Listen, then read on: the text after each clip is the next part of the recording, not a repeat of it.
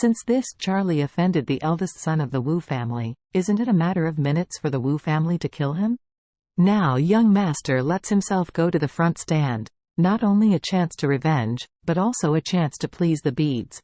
Kill two birds with one stone. Kill two birds with one stone indeed. With Roger supporting him behind his back, coupled with new hatred and old hatred rushing into his heart, Lu Guang was completely boiling. He must bite Charlie as a piece of meat today. It is best to kill Charlie directly. Therefore, Lu Guang immediately said to Roger, "Mr. Roger, I will go to meet him for a while." At this moment, in the courtyard of the villa, when Solomon White, Qin Gang, Orville, Liang, and Ms. Doris saw Charlie coming, they hurriedly gathered around and greeted him respectfully. Solomon White, Qin Gang, Orville and Liang all call Charlie Mr. Wade, while Doris calls Charlie Mr. Charlie. In addition to a few of them, Qin Gang was also followed by a dignified and beautiful beauty. This beauty was particularly eye-catching in a light blue evening dress.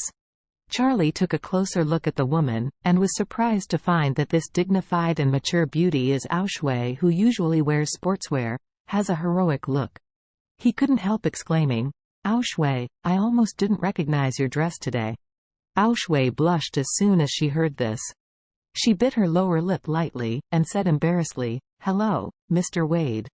Today, Ao Shui came with her father to attend Father Song's birthday banquet, deliberately dressing herself up to be very mature, because after all, she was a few years younger than Charlie, and she was still in college, for fear that Charlie would really treat her as a younger sister.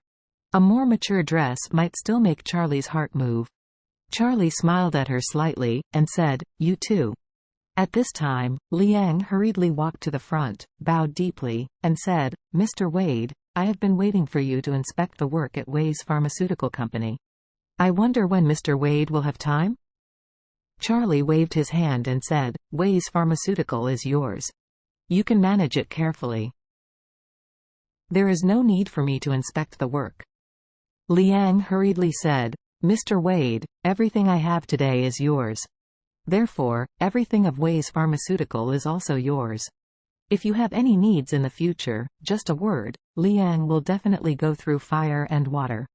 Charlie nodded and smiled, and said, "Liang, you are great." Liang bowed deeply again. "Mr. Wade, this is what Liang should do." At this time, a sharp voice suddenly rang. "Oh, FC King, it's so FC King weird. A bunch of Orus Hill people can be regarded as having heads and faces. They actually kneel around a rubbish hanging wire and lick them. Do you have eyes? Are you blind? Still don't like your mouth tasteless and want to lick your shit?" No one thought that as soon as Lu Guang jumped out, he dared to barge of mockery at everyone. These words not only mocked Charlie, but also mocked those people who respect him. At this time, Mr. Orville almost burst into flames in his eyes. He glared at Lu Guang and cursed coldly. "You Lu Guang, are you FC King looking for death? Do you want to be like your son? Let me give it on his forehead? How many words did I engrave?" Charlie looked at Lu Guang with a grim expression, and suddenly realized. It turns out this guy is Lu Ming's father. Lu Ming, the rich second generation who was full of slogans, pretended to be coercive at the Champs-Élysées hot springs, and then asked Mr. Orville to engrave the words on his forehead. Unexpectedly, his father dared to make trouble for him at Song's birthday banquet today. Lu Guang observed at Mr. Orville fiercely at this time, and said coldly, "Mr. Orville, don't you FC King pretend to be in front of me? Do you think I'm really afraid of you?" Having said that, he pointed at Charlie and said viciously, "I really don't understand. Like you, the smelly rug that can only live by eating soft rice can also appear here. There are still people who have a mouthful. A compliment. What's the matter? Are you blind? Can't you see the essence of your smelly rug?" Everyone was indignant for a while, and they wanted to do something to Lu Guang, but Charlie stopped them and said indifferently, "Everyone, today is the birthday of Mr. Song. There is no need to fight and make others laugh." After speaking, Charlie smiled and said to Lu Guang again, "I was thinking about what kind of mental retardation can educate a son like Lu Ming. I saw you today and finally found the reason." After a pause, Charlie said again, "Your son's fate is your role model, so I advise you to keep a low profile and don't be too awkward. The skin on your forehead is wrinkled. If I really want to use a knife to engrave, without you the son's forehead is so smooth. You." Lu Guangqi's chest rose and fell sharply, pointing at Charlie and cursed. "Tell you your surname is Wade. Don't say I didn't give you a chance to survive.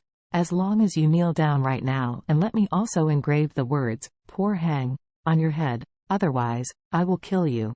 Charlie said disdainfully, "Who gave you the confidence that made you think you could kill me?"